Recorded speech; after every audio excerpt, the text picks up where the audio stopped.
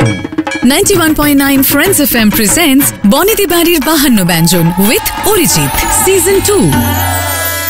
ব্যারাকপুরের দাশগুপ্ত পরিবারের পুজো শুরু হয়েছিল 1662 সালে যশোরে এবং 1956 সালে ব্যারাকপুরে।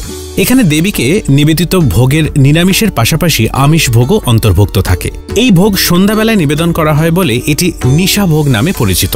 সপ্তমী, অষ্টমী ও নবমীর নিশাভোগে দেবীর উদ্দেশ্যে দুটি বড় পাথরের থালায় ভোগ নিবেদন করা হয়। একটিতে থাকে প্রায় 1.25 কেজি গোবিন্দভোগ চাল, 2 রকমের ডাল এবং 5 প্রকারের ভাজা, যার মধ্যে অবশ্যই একটি শাক ও মাছের লেজের অংশ থাকতে হয়। সঙ্গে দেওয়া হয় একটি নিরামিষ তরকারি ও 2টি মাছের পদ, একটি ছোট মাছ এবং অন্যটি রুই, কাতলা, ভেটকি বা অন্যান্য কোনো বড় মাছ। কেবল আঁশযুক্ত মাছই দেবীকে নিবেদন করা হয় এবং মাছের তরকারি রান্না করা হয় পেঁয়াজ রসুন ছাড়াই। এখানে একটি বিশেষ পদ লাউ চিংড়ি, এছাড়াও ঘিয়ে ভাজা লুচি, পায়েস এবং 2টি বড় বাটিতে ঘি ও কারণবাড়ি নিবেদন করা হয় দেবীর উদ্দেশ্যে। দ্বিতীয় থালায় থাকে গন্ধরাজ লেবু, দই, মর্তমান কলার নাড়ু এবং বিভিন্ন ধরনের মিষ্টি। সকালবেলা দেবীকে নিবেদন করা হয় ফল এবং নানা ধরনের মিষ্টি।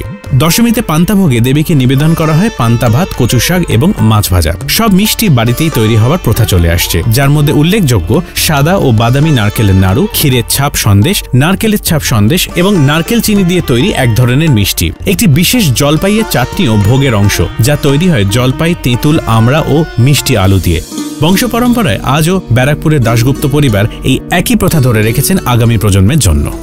বনেদি বাড়ির এমন আরো অনেক গল্প নিয়ে আমি অরিজিৎ থাকছি বনেদি বাড়ির 52 ব্যঞ্জনে। তাই শুনতে হলে লগ ইন করো youtube.com/919friendsfm পডকাস্ট এই চ্যানেলে।